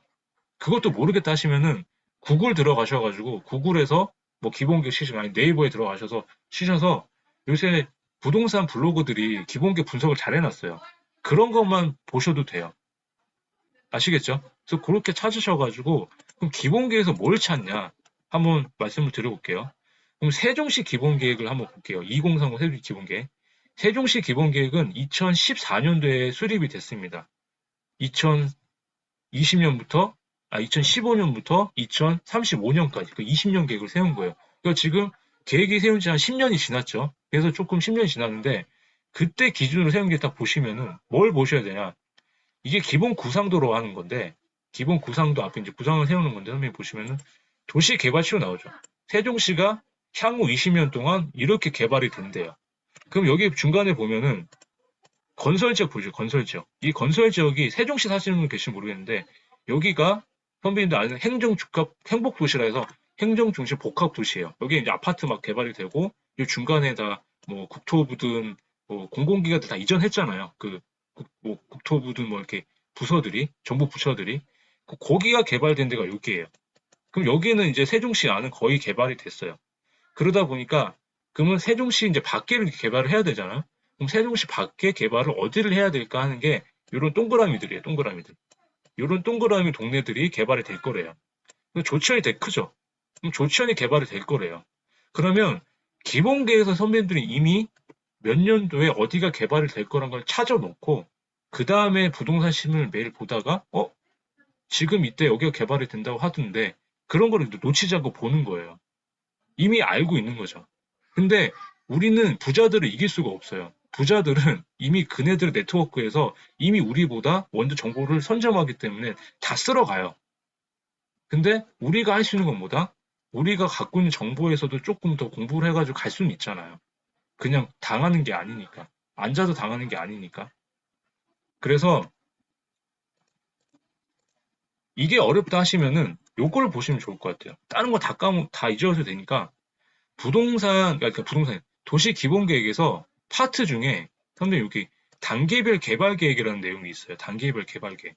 그러니까 기본 계획이 20년 단위라고 개발된다 그랬잖아요. 그러면 단계별로 5년씩 단계별로 개발해가지고 단계별 개발 계획을 내용을 적어놓은 게 있어요. 지금 우리가 세종시 같은 게 3단계예요. 3단계. 2022년이죠. 그럼 2022년에 3단계에 해당하는데 어디가 어떻게 개발될지 내용이 나와요. 보면은 기존 세종시 활성화를 위해서 역세권이나 부도심적을 하고 기존에 있던 시가 예정 용지를 해서 개발하겠다. 그럼 결국에는 여기가 지금 세종시 아까 말씀 행복도시거든요. 이렇게 여기 남은 땅을 개발을 할 거고 그 다음에 지금 아까 말씀드린 그런 축으로 개발해가지고 이런 식으로 개발을 하겠다는 내용이에요. 여기가 그렇기 때문에 이 내용을 가지고 선배님들이 아까 그 구상 축하 이런 내용을 파악하셔서 그걸 모르겠다 하시면은 이 내용을 알고 이 기본 계획을 이렇게 분석해놓은 블로거들이 많아요. 그런 내용을 쭉 보세요. 그렇게 한번 읽어보세요. 아, 그러면 세종시가 몇 년도에 언제 개발이 되겠구나. 이런 식으로 제가 했으면 좋겠어요. 네. 아, 그리고 한 가지 부탁 좀 드리겠는데, 윤세로 선배님 지난주에 후기 잘 써주셨는데, 너무 자세하게 오픈을 좀 안 해주셨으면 좋겠어요. 왜냐면 제가 강의 만드는 것도 있는데, 그렇게 오픈이 돼버리면은 제가 사실 또 강의를 다시 만들어야 되긴 좀 그런 게 있거든요. 그래서 그렇게 좀 잘해주셔도 되는데, 그냥 이 후기는 선배님들만 좀 아셨으면 좋겠다 싶은 말씀을 좀 드릴게요. 그래서 후기는 그냥 톡방에만 좀 남겨주시는 걸로 일단은 미리 좀 말씀을 드리겠습니다. 그래서 이렇게 찾으시면은 선배님들이 이미 기본 계획에서는 이미 어디 투자처에, 그래서 제가 아까 말씀드린 게 이거예요. 단계별 개발을 보시고, 요 기본 계획에서 요런 거를 보자라는 거예요. 요런 거를. 아까 단계별 개발 내용에서 요런 거를 체크를 하시면은, 체크를 하셨다가 부동산 신문에, 그러니까 매일 이제 부동산 매일 신문, 매일 경제나 한국경제 이런 신문 보시잖아요. 그런 데에서, 내가 기본 계획을 봤는데 유심히 보던 기사가 나오면은, 그게 이제 가시화가 되는 거예요. 그럼 그쪽 지역이 개발이 되는구나. 그럼 어떻게 해요? 바로 9시가 넘으면은, 선배님들 집에 계시다 하면은 9시가 넘으면은 그 시청에 전화를 해보세요. 시청 도시계획과에. 내가 기본 계획을 보고 지금 신문에 이게 났는데 실제로 개발이 되는 겁니까? 그러면 공무원들은 잘 대답을 안 해줘요. 그러면 전화를 끊으세요. 욕 한번 해주시고, 야, 네가 아는 게 뭐냐면 끊으세요. 그런 다음에 찾아가세요. 밑에 지방을 직접 내려가세요. 가셔서 부동산을 돌면서 부동산에 물어보기도 하고, 그럼 부동산 사장님들은 얘기를 잘 해주실 거예요. 아니면 그냥 직접 방문을 하세요. 도시계획 가서 내가 이 땅을 지금 투자를 할 건데 당신 손에 말을 안 해주면 내가 어떻게 하겠냐 이러면서 민원인 입장을 가는 거예요. 아니면 지주랑 만나겠다 해가지고 뭐 이런 식으로 하면은 어떻게 진행이 된다라고 좀 자세하게 얘기해 줄 수도 있으니까 이런 걸 갖고 선배님들이 땅 투자처를 찾는 거예요. 기본 계획 가지고. 그래서 그거를 오늘 말씀을 드리고 싶은 것도 중요한 포인트입니다. 아시겠죠? 그래서 신도시를 선배님들이 만약에 이제 개발을 할 거예요. 신도시라는 게 뭐냐? 신도시는 우리나라 신도시는 이것만 기억하시면 좋겠어요. 우리나라는 1기와 2기 신도시. 1기 신도시는 뭐예요? 분당, 일산, 뭐 평촌. 선배님 사시는지 모르지만 오래됐죠. 옛날 노태우 정권도 했으니까 40년이 다 돼가요. 그렇기 때문에 1기 신도시는 이제 리모델링이 들어갈 거고 2기 신도시도 이제 오래됐죠. 근데 3기 신도시가 이제 되고 있죠. 근데 어때요? LH 땅두루 시끄럽긴 한데 계속 개발은 되고 있죠. 그래서 신도시는 한 번 지정이 되면 10년 동안 준공이 될 때까지 10년이 걸려요, 보통. 근데 우리나라는 보통 신도시 하는 이유가 뭐였어요? 그러니까 민주당 정권이 욕을 먹었던 게 이거죠. 부동산 가격 올렸던 주 요인이 뭐였어요? 공급을 많이 해야 되는데 공급을 막아버리고 부동산 시장 안정화라는 목록으로 신도시를 했는데 신도시 개발은 오래 걸리니까 바로바로 공급이 돼야 안 돼요. 안 되잖아요. 그렇기 때문에 지금 다시 이제 뭐 정치 얘기는 하기 싫지만 부동산 흐름 자체가 공급을 많이 할 건 빨리빨리 돌렸어야 되잖아요. 그러면 서울에 있는 그 재개발한 재건축을 풀었어야 되는데 그런 게 안 되다 보니까 좀 이런 게 있다. 그래서 우리나라는 신도시를 만드는 이유가 결국엔 주택을 많이 늘리려고 하지만 부동산 가격이 폭등을 하니까 그거를 낮추려고 공급이 늘어야 떨어질 거 아니에요. 근데 떨어진 적이 있어요? 없어요. 그렇기 때문에 우리나라는 이게 좀 그렇다라는 걸 말씀을 좀 드렸고요. 그래서 각종 이제 땅에 대한 개발 사업이 몇 개가 있는데 선배님들 아마 신문 보시다 보면 막 용어가 많이 나와요. 그럼 요거 몇 개만 딱 한번 알려드릴게요. 보세요. 보시면은 도시개발 사업이라 해가지고 도시개발 사업은 민간에서 할 수 있는 게 있어요. 민간에서 할 수 있는 게 있는데 유일하게 선배님들 신도시 개발 사업이 택지개발 사업이에요. 택지개발 사업은 택지개발 촉진법 해가지고 우리나라가 공산국가는 아닌데 우리나라 공산국가인데 이게 강제로 다 땅을 사버리잖아요, 그냥. 그러니까 만약에 함정 선배님 농지를 많이 갖고 계신데 내가 나라에서 신도시를 개발하겠다고 이렇게 딱 해버렸어요. 김일성도 아니고 내 마음대로 내 땅 갖고 있는데 갑자기 가지고 신도시를 만든다고 땅을 팔래. 이게 말이 안 되잖아요, 사실. 근데 우리나라 신도시를 만들기 위해서 땅 수용을 많이 하잖아요. 그러니까 수용권을 발생하는 게 어떻게 보면 민주주의에서는 좀 자본주의에 좀 안 맞는 건데 그래도 빨리 공급을 하기 위해서 내 말 들어가지고 그냥 수용을 하면 어때요? 보상을 받으니까 순순히 말을 듣죠. 그래서 그렇게 해가지고 이제 신도시가 개발이 됐는데 지금은 이제 그게 좀 쉽지가 않으니까 민간에서 도시개발 사업으로 해서 땅을 해가지고 이렇게 땅을 만들고 아파트를 많이 올려요. 그래서 도시개발 사업과 택시개발 사업은 같은 류의 그 땅 개발 사업인데 뭐가 틀리냐? 민간에서 할 수 있느냐 없느냐 그 차이예요. 그래서 보면은 도시개발 사업 같은 경우는 토지 소유자가 할 수가 있겠죠. 조합을 만들어서 그 환지 들어보셨죠? 환지 처분한다는 거. 도시개발 사업 해가지고 환지로 해가지고 환지 같은 경우가 돈이 없으니까 한여름이나 신한성경이 그냥 땅을 갖고 계세요. 근데 도시개발 사업으로 나중에 땅으로 돌려받는 거예요. 대출 환지라는 게. 환지라는 게 내가 내 땅만큼 똑같이 개발이 된 후의 땅들을 그 면적만큼 돌려받는 게 환지라고 하거든요. 그렇게 하는 또 사업도 있고. 그냥 어려운데 그냥 그런 게 있다는 것만 나중에 공부하시다 또 나오실 거니까. 그리고 산업단지는 공장을 짓는 땅을 만드는 거예요. 그리고 선배님들이 아시는 대규모 재개발 재건축 사업이 도시 정비 사업입니다. 여기 보시면 재개발 재건축 나오죠. 그래서 이 재개발 재건축 자체가 도시 정비 사업이라 하는데 이거는 그냥 선배님 말씀하시는 재개발 재건축은 그냥 아파트 오래된 한 단지만 만드는 거예요. 여기서 더 크게 나온 게 재정비 촉진 사업인데 이게 뉴타운이에요. 뉴타운. 선배님 아니 이명박 대통령이 했을 때 뉴타운 아시죠? 뉴타운 사업. 그게 뉴타운 사업이 재정비 촉진 사업이에요. 그래서 요거 두 개 차이는 뭐냐? 정비 사업은 단지만 아파트 이 땅만 개발을 하니까 난개발이 되잖아요. 여기만 새 아파트가 생기고 여기는 생기고 근데 인프라는 안 늘렸어요. 근데 새 아파트가 생기면 도로도 좀 넓어져야 될 거 아니에요. 이거를 같이 다 개발하자는 게 재정비 촉진 사업이었던 거예요. 근데 뉴타운 사업은 어땠어요? 지금 다 망했죠. 근데 다시 재개발 재건축이 왜 또 막 이렇게 좋아지려고 해요? 옛날에 했던 오세훈 시장이 돌아왔고 다시 윤석열 당선인이 제2의 이명박처럼 대통령 정책을 필 거예요, 아마. 그렇기 때문에 선배님들이 이제 재개발, 재건축 쪽의 땅들도 좀 보면은 오히려 더 투자 가치가 높을 거다라는 게 제가 생각했던 그게 맞을 것 같아요. 그래서 재개발 재건축이 되는 소규모 빌라나 연립 같은 걸 한번 눈여겨보셔도 그런 거 나중에 돈이 있으시면 사놨다가 그러면 거기가 재개발 구역 묶이잖아요. 그럼 선배님 입주권을 따는 거예요. 아니면 그 빌라를 안 사도 그, 그 뭐죠? 그 재개발 구역 안에 도로 같은 게 조그만 도로 있거든요. 도로. 도로로 90제곱미터 도로만 사더라도 입주권이 나와요. 구역이 정해지면. 그래서 재개발 투자를 그렇게 하는 거거든요. 근데 저는 해본 적은 없어요. 왜냐하면 저도 간이 좀 약해서 그냥 회사에서 상담은 해주고 남이 좋은 일을 많이 시켰는데 정작 제 배를 불리질 못해서 선배님들이 한번 재개발 투자도 그런 식으로 많이 한다라는 거를 보고 이제 흐름이 그렇게 가고 있어요. 그렇기 때문에 선배님도 그런 걸 한번 좀 눈여보셨으면 좋겠다. 아시겠죠? 그래서 도시개발 사업과 주택건설 사업 이런 게 있다라고 이제 넘어갈게요, 이거는. 그래서 마지막으로 이제 토지 기초지식 중에 가장 마지막 이제 편입니다, 선생님들. 요 다음에 이제 온비도 공유하는 거 알려드릴 텐데 지구 단위 계획이라는 게 있어요. 지구 단위 계획이 뭐냐면 땅의 계획과 선배님 땅에 있는 계획하고 이 건축물이 같이 있잖아요. 그거를 합리적으로 계획적으로 관리하기 위해서 지구별로 계획을 하자 해서 지구 단위 계획을 부르긴 하거든요. 그래서 도시계획 중에 가장 작은 단위의 계획이라고 보시면 돼요. 그럼 여기서는 이거 하나만 기억하시면 됩니다. 선배님 지금까지 저희가 토지임 사이트에서 제가 말씀드렸죠. 용도 지역만 봤었잖아요. 용도 지역만. 근데 책에 보면은 여기 보니까 이 땅 봤더니 지구 단위 구역이라고 딱 찍혀 있네요. 처음 보시죠? 지금 딱 보면은 그죠? 이 지구 단위 구역이라고 보시면은 책에도 보셨겠지만 요것만 아시면 돼요.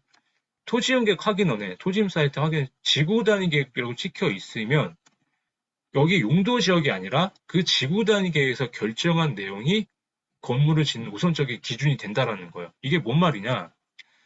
지금까지 선배님 우리 배웠을 때 중심 상업지역은 제가 용적률이 1500%까지 되고 공표율이 90%가 된다. 첫 시간에 말씀을 한번 드렸잖아요. 그러면 이 땅 같은 경우는 용적률이 1500%고 건폐율이 90%니까 건폐율이 30%면은 몇 층짜리 건물을 지을 수가 있어요? 건폐율 곱하기 층수가 용적률 말씀드렸죠. 또 있을지 모르겠는데 건폐율이 30이면은 50층을 지을 수가 있잖아요. 용적 1500%니까. 그러면 여기는 원래대로 하면 50층짜리 건물을 지을 수 있는 땅인 거예요. 어마어마하죠, 가치가. 그런데 여기는 지구 단위 계획으로 결정이 됐다고 하니까 한번 보세요. 지구 단위 계획으로 결정이 돼가지고 여기는 일산 신도시 지구 단위가 찍혀 있어요. 보시면 일산 신도시 지구 단위 계획. 그러면 일산 신도시 지구 단위 계획 내용을 찾으셔야 돼요. 중심 상업지역 그 내용을 따라가는 게 아니라 일산 신도시 지구 단위 계획 내용을 따라가서 이건 일산 신도시 지구 단위 계획을 찾았어요.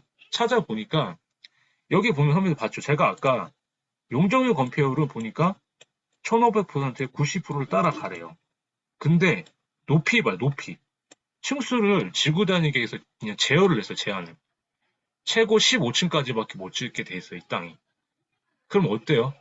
50층을 지을 수 있는 땅을 지구 단위 계획을 수립을 하면서 15층으로 제한을 한 거예요. 신하 선배님이나 하늘 선배님이나 유슬 선배님 열 받으세요? 안 받으세요? 내가 갖고 있는데 열 받죠? 50층짜리까지 지을 수 있는 땅은 15층밖에 못 치니까 35층을 버린 거 아니에요? 용적률이 날아가잖아요. 그럼 이거는 용적률이 날아간다는 얘기는 뭐예요? 땅값이 다 날아간다는 얘기잖아요. 높게 못 지니까. 선배님 50층짜리 저도 세대수를 한 500개를 지을 수 있는데 15층밖에 안 되니까 35개 층은 날아가는 거 아니에요? 근데 이거는 어쩔 수가 없다. 왜? 지구 단위 계획 수립 요건은 그 시에서 그 지자체에서 계획적으로 우리가 관리를 하겠다는 의도에서 지구 단위 계획 수립을 하는 거거든요. 그렇기 때문에 이 내용을 따라갈 수밖에 없다라는 거예요. 그럼 뭐까지 따라가느냐? 허용 용도도 결정을 해요. 건축물 용도도. 원래 중심 상업지에서 아파트 같은 거 많이 되잖아요. 근데 보면은 보니까 허용 용도에서 요거밖에 못 짓게 딱 해놓은 거예요. 건축물 용도를. 업무시설. 그럼 집은 안 돼요. 아파트도 못 짓네요. 그럼 업무시설을 중에 오피스텔이 있어요. 오피스텔이. 그럼 오피스텔은 질 수 있네요. 그럼 오피스텔로 적어도 15층짜리를 짓는 땅밖에 안 되는 거예요. 이렇게 보셔야 되는 거예요. 지구 단위계 구역은 그 토지에 대한 지구 단위계를 찾아야 된다. 하나 더 볼게요. 지금 여기 보시면은 제가 저희 회사에서 이제 개발을 했던 땅인데 여기가 어디냐면 당진 대덕 숙청지구 도시개발 사업을 해서 사업 용도로 분양할 땅입니다. 도시개발구역을 지정이 되면은 지구단위 계획 수립도 같이 하거든요. 그러면 여기도 원래는 용도 지역이 일반 상업 지역이에요. 일반 상업 지역인데 원래 당진시에서 일반 상업 지역에서는 용적률 1000%까지 가능하다는 1000%. 근데 지구단위 계획 내용을 찾아보니까 여기는 700%에서 제어를 한 거예요. 마이너스 300이 또 날라간 거죠. 이걸 받으세요, 안 받으세요? 신혜선님 같은 여기 내가 받았어요. 그런데 어쩔 수가 없다. 그리고 층수도 제어를 했네요. 원래 상업지역은 층수 제한이 없잖아. 용적을 맞춰도 그냥 지으면 되니까. 용적률이 층수잖아요. 그죠? 근데 10층까지밖에 안. 딱 보니까 건폐율 70 곱하기 10 하면 700이잖아요. 딱 그 공식에 맞게끔 지구단위계 수립한 거예요. 열 받으세요, 안 받으세요? 근데 어쩔 수가 없다. 그래서 지구단위 계획이 먼저 우선이 된다. 용도 지역이 아니라 지구단위 계획 찍혀 있으면 뭐다? 그 지구단위 계획 내용을 찾아서 알아봐야 된다. 그러면 지구단위 계획은 어디서 찾느냐? 그 시청 표면 지구단위 계획으로 치면 나와요. 그 지구명들이. 근데 그것도 어려우면 항상 그 시청 도시계획과 전화하셔가지고 어디 무슨 지구단위 계획으로 돼 있는데 여기 땅 그 용적률 건폐율 높이 용도 이것 좀 알려달라. 그럼 알려줍니다. 그래서 그렇게 체크를 하시면 돼요. 아시겠죠? 한 개 더 볼게요. 여기까지가 선배님들이 이제 제가 알던 토지 기초 지식에 대한 내용이었고, 이제 공매, 경매 많이 해보셨으니까 그 절차는 아실 거예요. 경공매를 많이 신청을 하시면 현황 조사를 하고, 그 다음에 감정평가를 한 다음에 이제 매각일이 지정이 되면 이제 공고를 합니다. 그 입찰을 하고, 그 다음에 이제 매각 허가가 결정이 나면은 이제 돈을 내고, 대급기한이 통보가 되고, 그 다음에 소유권 넘어오는 이런 플로우로 공매든 경매든 비슷해요. 그런데 일단 이제 복습을 해볼게요, 선배님들. 그럼 내가 뭐 경매든 공매를 하든 아니면 뭐 토지를 직접 사든 이제 어떻게 하느냐. 그럼 물건 검색을 하는 거. 지금까지 다 배운 거 총집합 한번 복습을 해보는 거예요. 제가 땅을 보려면 어떻게 해야 된다고 했으면 처음에 뭘 먼저 확인한다고 그랬죠? 여기 내용이 좀 바뀌긴 했는데 용도지역부터 확인하자고 그랬죠. 토지임 사이트 가가지고 용도지역 확인하시고 그럼 아까 지목, 면적 다 확인하시고 그게 어디다? 토지임 사이트 가셔 토지 확인원, 그다음 토지대장 등기부등 보고 권리 분석하고 그 다음에 용도지역 확인했으면 도로가 있느냐, 도로랑 접해 있느냐, 맹지가 아니어도 되죠. 그게 입지 분석하고 같이 해가지고 이제 확인을 하신 다음에 만약 개발이 가능하다면 어떻게 해요?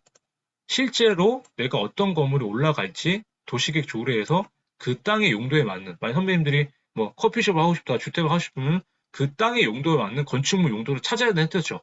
찾아가지고 실제로 용준 건폐율을 알아서 얼마만큼 올라갈 수 있는지 상상을 하자. 그 생각을 하셔야 돼요. 그 다음에 요걸 가지고 현장을 가시는 거예요, 임장을. 그래서 현장 가면 뭘 확인을 해야 돼요? 실제로 내 땅과 대상지로 얼마나 진입이 가능하냐, 도로가 있느냐, 접근이 가능하냐. 만약에 도로가 있는데 실제로 내가 지도랑 봤을 때랑 실제로 봤을 때 차이가 있을 수 있다 그랬죠.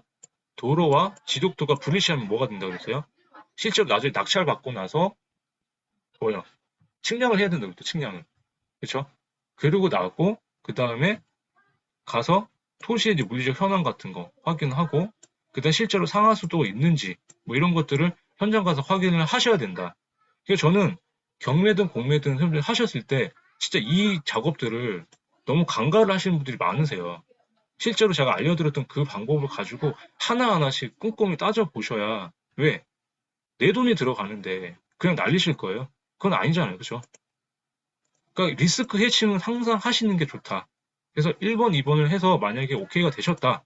그러면은 선배님들이 야 그래 가자. 그럼 경매는 법원에 가시는 거고 공매는 온비드 사이트에서 하시면 돼요. 그래서 온비드 사이트에서 실제로 내가 이렇게 미리 작성해가지고 신분증이나 이렇게 갖고 오셔갖고 준비를 하시고 온비드 사이트는 이제 준비하셔 공매는 온비드에서만 할 수 있으니까 그래서 나중에 이제 낙찰이 되고 이제 낙찰이 되면은 2주 안에 통지서가 송부가 되고 그다음에 잔금 납부하면은 그 소유권이 넘어가기 전에 매각되고 만난 증명 발급을 받고 그다음에 그 취득세를 내요. 그런 다음에 이제 다 이 사이에 농지를 많이 받으셨다면은 농지는 농지증을 발급을 받으셔야 돼요. 그래서 그게 어렵다 하면 법무사한테 맡기세요. 그냥. 그렇게 하셔갖고 막 받았다. 그러면은 나중에 선배님들이 매도나 세금 납부를 하는 건데 이건 이제 5번은 시간을 두고 보셔야 되는 거예요. 내가 언제 팔지, 시세를 어떻게 볼지. 그래서 이거를 이런 플로우대로 간다라는 걸 일단 인지를 하세요.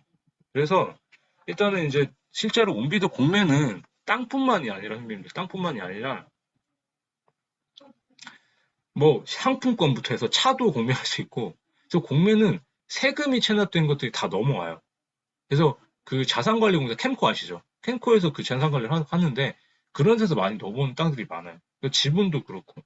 그래서 기획부동산에서 잘못 샀다가 세금 안 내서 공매로 넘어가는 땅도 많거든요. 그래서 그런 땅들도 일단 뭐 그런 게 있다. 그러니까 저는 공매 중에 그래서 저도 이제 다른 데서 이제 뭐 배우고 좀 물어보고 해가지고 했던 건데 이게 소액으로 할 수 있는 이제 온비드 지분 투자를 말씀을 드리는 거여서 온비드는 가입을 하시면은 선배님도 그게 이제 공인인증서 많이 쓰잖아요. 공인인증서.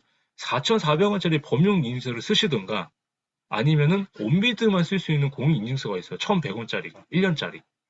근데 그거는 1,100원짜리는 우체국 방문해가지고 서류를 내야 받을 수가 있어서 조금 가격은 저렴한데 좀 번거로워요. 근데 그 4,400원짜리는 은행도 다 쓸 수가 있잖아요. 그래서 그거를 가입해가지고 쓰세요.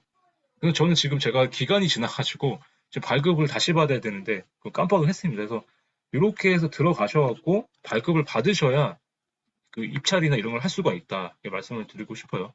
그래서 이렇게 들어가시면은 선배님도 나중에 이제 그 여기 가입하신다. 제가 지금 컴퓨터가 안 돼서 화면을 보여주고 싶은데 하여튼 죄송하고 요거는 가입하신 다음에 여기 통합 검색에 부동산을 클릭을 하세요. 이렇게 부동산 클릭을 하시면은 부동산 클릭하면 이런 화면이 뜹니다. 이렇게 이런 화면이 뜨는데 요 화면에서 세팅을 어떻게 하시냐면은 매각 치세요. 그냥 전체 말고 매각 치시고 근데 물건은 이건 빈칸으로 놔두세요. 그 다음에 입찰 기간은 이제 이게 뭐 금주 날짜 나오겠죠. 이거 놔두시고 토지 치시고 그다음에 토지 친 다음에 여기 보면은 지목이 쭉 나와요. 이렇게 지목이. 그럼 여기 전체 치시고 클릭하시고 그다음에 입찰가는 2천만 원 이하로 하시는데 2천만 원 이하로서 안 나왔으면 그냥 놔두세요. 이것도. 그런 다음에 쭉 내리고 여기서 지분 물건 체크하시고 전체 이렇게 해가지고 하면은 쭉 물건이 나올 거예요. 일단 세팅을 이렇게 하세요. 만약에 모르시면은 제가 녹화 영상 보시고 한번 해보세요. 그리고 다음에 그리고 하나씩 다시 또 설명을 드리면은 처분 방식은 매각 물건에 임대 물건이 하는데 임대 물건은 어렵기 때문에 무조건 매각 물건을 하시고 그다음에 용도는 아까 말씀드린 대로 여기 용도 선택해서 토지 선택하시고 이렇게 하시면 돼요. 근데 진짜 공매는 웬만하면 뭐 주거용 건물도 있고 다 있어요. 근데 저는 건물을 제가 안 해봐가지고 뭐로 말씀을 못 드리는데 일단 토지만 말씀을 드릴게요. 지분 투자만. 그런 다음에 자산 구분은 제가 이렇게 해놨는데 그냥 전체로 하세요. 전체로. 전체로 하면은 그냥 권리 분석 같은 거 필요 없이 그냥 하니까. 왜냐하면 경매는 사실 넘어가서 뭐 저당권 잡힌 게 많은데 공매 같은 건 떼보면은 지분만 있고 뭐 저당권 설정되거나 이런 게 좀 거의 없는 경우도 있거든요. 그래서 그런 경우를 좀 한번 보시면 될 것 같고요. 그래서 여기 보면 압류재산 같은 게 이제는 좀 이런 게 좀 권리 분석이 필요하겠죠. 막 가압류되고 하다 보니까 잘못 샀다가 압류로 넘어가면 안 되잖아요. 그래서 이런 것들은 이제 이렇게 세팅을 하시면은 이렇게 이제 그렇게 물건들이 나와요. 이렇게. 그래서 저는 이 중에 지분 투자만 제가 이제 계속 봐가지고 했었거든요. 그래서 공매는 보통 내일 아침, 월요일 아침 10시부터 수요일 오후 5시까지 장을 엽니다. 그래서 저는 목요일 날부터 일요일까지 그냥 그 물건들을 좀 보는데 제가 이제 저도 한 네 번 정도 해봤거든요. 근데 낙찰은 이제 3번 받았고 그래서 이 낙찰 받고 아직 엑시트를 하고 있는 중인데 좀 쉽지가 않더라고요. 그래서 조회수 부분이 일단 중요하다라는 거. 그래서 조회수가 많으면 인기가 높다. 공매는 인기가 높아요. 유찰이 많이 된 땅들이. 근데 경매 같은 경우는 사실 조회수가 많으면은 막 조작하는 경우가 있다고 해서 공매는 좀 조회수가 높은 게 선배님들 아마 우선순위로 올라올 거예요. 그래서 장이 언제 열린다? 월요일 오전 10시부터 수요일 오후 5시까지 입찰을 할 수가 있다라는 거예요. 어떻게? 온비드 사이트 가서 앉아가지고 그냥 할 수가 있다라는 겁니다. 그래서 요게 작년에 제가 입찰에 들어가려고 했던 땅을 좀 몇 개를 보여드리면 여기 보시면은 제가 봤던 땅이 요 땅이에요, 선배님. 지분. 원주에 원주. 임야네, 임야. 그죠? 근데 보니까 얼마예요? 756만 원에 나왔어요. 756만 원이죠. 그죠? 1000만 원 안 되잖아요. 지분이에요, 지분. 150제곱미터 임야가 756만 원에 공매로 나온 거예요. 그래서 이거를 제가 한번 가봐야 되겠다. 그래서 760만 원 정도에 써볼까 해가지고 이제 했는데 유찰이 한번 됐네요. 간설동에 이런 땅이래요. 보니까 지분이 150제곱미터네요. 그래서 한번 돼가지고 넘어온 땅인데 최저 입찰가 756만 원까지 떨어졌네요. 그래서 딱 보니까 전체 지분이 전체 땅 면적이 899제곱미터예요. 여기에 6분의 1 해당하는 150제곱미터가 딱 돼 있네요. 150제곱미터니까 한번 해볼만 하지 하고 쭉 보니까 한번 그러면 아까 어떻게 보자 그랬어요? 그럼 땅을 먼저 보면 뭘 보자 그랬어요? 도로가 있는지, 용도지역이 뭔지, 이게 입지가 어떤지 그걸 보자고 했었잖아요. 그러면 토지임 사이트 가시는 거예요. 봤어요. 이걸 딱 치니까 이렇게 나와요. 계획관리 지역이래요. 계획관리 지역은 어때요? 뭐 황산 작가 얘기하는 거 보니까 4층 이하에 뭐 타운하우스 이런 게 되겠네. 개발이 가능하네. 좋네. 도로도 있네. 근데 지적 보니까 도로가 있어요. 그죠? 근데 실제로 제가 합쳐서 보자 했었죠. 지적은 안 보이는 거고 지형이 보이니까. 그러면 지금 보면은 이거는 안 보이잖아요. 근데 이건 보이죠. 그죠? 이걸 합쳐봤어요. 선생님. 합쳐볼게요. 그러면 지금 이 땅인 지금 여기 앞에 있는 지적선이 이렇게 지나가는 거예요. 도로가 있어요, 없어요? 실제로 있어요, 없어요? 없죠. 이게 뭐 같으세요? 임야인데 다 쪼개가지고. 이게 알아보니까 기획부동산이에요. 기획부동산의 6분의 1짜리가 세금이 체납되고 나온 거예요. 이런 거는 들어가면 될까요, 안 될까요? 상식 생각하면. 안 되겠죠. 그죠? 근데 역으로 생각해서 이런 거를 사가지고 갖고 있다가 다른 공유주한테 그냥 이런 거 분석 안 하고 빨리 사라. 이렇게 할 수도 있겠지만 사실 이거 산 사람들도 어떻게 할 수가 없으니까 바보가 아닌 이상 안 사겠죠. 지분 투자라는 게. 그래서 온비드에 대한 그 공유 지분, 경매든 공매든 저는 이제 공매만 얘기하는데 이거의 엑시트 방법은 딱 하나예요. 원래 지분 투자는 하면 안 돼요, 사실은. 근데 우리가 하는 거는 지분을 사서 기획부동산 이런 게 아니라 가족 명의로 된 뭐 어때 좀 공유자가 많지 않은 그런 공유자가 많지 않은 지분을 낙찰을 받아서 시세를 낙찰을 싸게 받았잖아요. 그러면 되팔 때는 어때요? 팔 때는 그 시세만큼 파는 거잖아요. 그 시세 차이만큼 남는 게 엑시트 방법인 거예요. 이 지분 투자했다는 게. 그래서 이런 땅은 제가 이제 안 사게 들어갔죠. 그러면 이제 엑시트 방법을 한번 볼게요, 선배님들. 도화리 거를 봤는데 이 도화리도 보니까 이 도화리 땅을 보니까 여기도 양양인데 임야인데 보니까 340 뭐 해가지고 입찰가도 좀 싸게 나왔던 것 같아요. 그 지분이 1653m에 83제곱미터인데 지금 감정평가 340이면 나왔어요. 근데 이게 한 450만 원 정도 나왔던 것 같아요. 근데 봤더니 농림지역이에요, 농림지역. 이런 농림지역 땅은 어떻게 하자? 그냥 싸게 사셔서 내 땅 하나 가져보자면 투자를 하셔도 됩니다. 400만 원 투자해서 내 땅을 가져보자. 이런 거면 한번 하셔도 되는데 이게 온전한 내 땅이에요. 총 면적 1653에 83제곱미터니까 몇 분의 몇을 갖고 있는 거예요. 그죠? 그냥 돈 버린 셈 치고 나도 우리나라 때 땅 하나 가져보자 이런 사람은 사셔도 돼요. 낙찰 받아도 되는데 이런 땅은 뭐다? 아까 농림지역 땅이라고 말씀드렸죠. 농림지역 땅은 뭐다? 안 된다. 딱 봐도 지금 선배님들 이 땅 전체가 이만큼인데 너무 크게 그렸네요. 한 이 정도 되는데 요게 요만큼을 갖고 계신 거예요. 83제곱미터 요만큼 지분을. 그럼 뭐 내 땅을 어디든 뭐 갖고 있을 수는 있으니까 그죠? 내 땅 소유 하나 하고 있구나 그런 기분은 있겠죠. 나중에 보면 낙찰증이 갖고 오니까 등기에 올라가잖아요. 그러면 사셔도 돼요. 근데 방법이 없다 이런 거는. 그래서 이런 것들은 잘 보시면 좋겠고 그래서 선배님이 만약 지분 낙찰을 받았으면은 이거를 이제 엑시트하는 방법은 이거다. 토지를 지분 분할하기 위해서는 경매든 공매든 원칙은 현물 분할을 하거나 아니면 형식적 경매로 하거나 가액 배상을 받고 이 세 가지 방법인데 원래는 현물 분할이 원칙이에요. 공유물 분할 자체가 공유자들이 현물 분할은 뭘까? 부동산은 지분 비율에 맞게 나누는 거예요. 지분 비율에 맞게. 그러면 여기 보세요. 선배님 만약에 우리 5명에서 이걸 갖고 있다 쳐요. 그럼 저 함정 선배님, 황현아 선배님, 현아 선배님, 윤선 선배님이 5명이 갖고 있어요. 이렇게. 그러면 지금 땅은 사실 다 몇 퍼센트만 갖고 있는 거잖아요. 이거를 똑같이 나눠볼게요. 이렇게 나눠볼게요. 5개로. 똑같다 보고. 만약에 한일화 선배님도 제가 이 땅을 가지세요. 제가 이 땅 가질게 하면은, 그리고 가운데를 우리 윤재현 선생님이 가지고 신혜 선생님이 여기 가지래요. 그러면 세 분은 열 받죠. 다 맹지잖아요, 지금. 저만 도로랑 접해 있잖아요. 이렇게 나누는 게 맞을까요? 합의가 안 되잖아요. 그죠? 같은 건데, 그죠? 그러면 다시 이거를 다시 나눠봅시다 해가지고, 뭐 이렇게 나누고, 뭐 이렇게 나눠볼게요. 이런 식으로. 예를 들어서. 근데 중간에 여기 건물이 들어가 있어요. 건물을 부실까요? 건물도 현물분 할 수 있을까요? 안 되죠. 이게 쉽지가 않다는 거예요. 현물 분할이. 그래서 우리는 뭐다?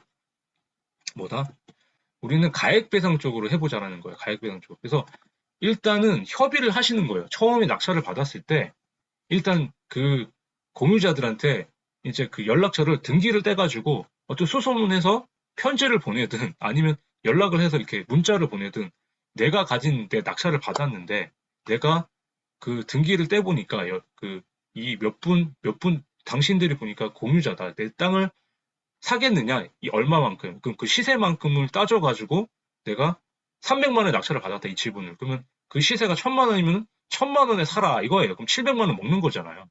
그게 엑시트하는 방법이거든요. 시세 차익을. 근데 그게 만약에 이제 안 됐어요. 그러면 그 사람들한테 공유물 분할 청구 소송을 하는 거예요.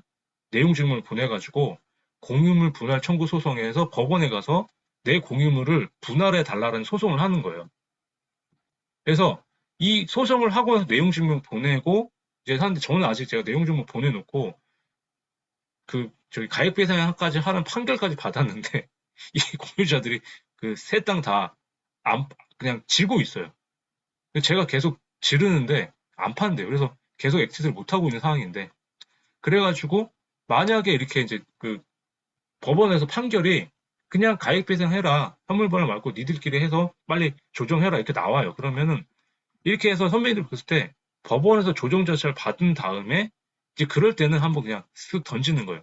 시세가 1000만 원인데 내가 시세보다 100만 원 싸게 팔아줄게 살래? 이러면 내가 예를 들어 300만 원의 지분 낙찰을 받았잖아요. 그럼 시세만큼 팔았으면은 700을 버는 건데 100만 원 싸게 팔아도 600을 남잖아요. 그죠? 내 돈 들어 300인데 내가 600을 만약에 900만 원에 다시 그 사람한테 들어왔어요. 매매 계약을. 그럼 600만 원을 버는 거잖아요. 그죠? 그렇게 해가지고 조정해가지고 이렇게 넘기면 되는 건데 만약 이것도 합의가 안 된다. 그럼 마지막으로 가는 게 형식적 경매예요. 이게 제일 최악이에요. 우리 5명이 다 나눠져 있었어요. 근데 그 공유물 전체가 경매로 들어가요. 선생님 경매 아시죠? 경매가 뭐예요? 시세만큼 못 받는 거잖아요. 시세만큼 더 싸게 낙찰이 돼가지고 그 대금을 5명이 20%씩 나눠 갖게 되는 거예요. 이것만큼 최악이 없잖아요. 그죠? 공유 전체를. 그렇기 때문에 여기 보시면은 형식 경매하면 시세보다 저가에 낙찰이 되기 때문에 공유자한테 모두에게 손해다. 그래서 우리는 공유자한테 어떻게든 협상을 해가지고 시세만큼 팔든지 시세보다 싸게 팔든지 이렇게 해서 그 시세만큼 먹는 게 그 지분 투자의 이게 핵심이에요. 이게 원비도 공매 같은 거. 그래서 저도 아직 엑시트를 잘 못해서 사실은 좀 죄송하는데 저는 이게 계속 가고 있어요. 그래서 만약에 뭐 기회가 된다면 나중에 포팅을 좀 해보려고 하는데 이렇게 한번 해보시는 게 선배님들도 물론 뭐 다른 분들도 이제 더 저보다 뭐 부동산 아파트나 이런 투자를 더 많이 하셨으니까 경험이 많으실 거예요. 근데 저는 이제 제가 돈이 없다 보니까 이렇게라도 한번 해보자 해가지고 좀 노력을 하고 있습니다. 그리고 원래 제가 이제 땅에 대한 일을 하다 보니까 아 이렇게 되는구나 해서 제가 이제 3시간 동안 아니 3주 동안 이렇게 선배님들한테 얘기를 드렸던 거고요. 그래서 마지막으로 선배님들이 이제 토지 가격을 올릴 수 있다는 아까 말씀을 정리를 해보면은 맹지가 있다 그러면은 앞에 땅을 합쳐서 도로를 내거나 아니면 푹 꺼진 땅이 있다 그러면 성토에서 땅을 평평하게 만들어서 매도를 한다거나 아니면은 인접 토지가 있으면 합병하고 분할을 해가지고 매도를 한다거나 아니면은 개발행 허가를 받으면은 가치가 오르니까 그렇게 매도를 하거나 땅 따먹기 책이 거의 마지막 편에 나온 얘기인데 이렇게 해서 이런 땅을 갖고 계시다 이런 땅을 했으면 이런 땅을 만들어 가지고 선배님들이 좀 나중에 부자가 되시는데 길에 한번 해보시고 원비도 공매도 한번 좀 도전하셔가지고 그렇게 하시면은 좀 낫지 않을까 싶습니다. 그래서 가지고 있는 땅을 잘 활용하시면은 선배님 같이 올라갑니다. 그래서 3주 동안 잘 들어서 감사드리고요.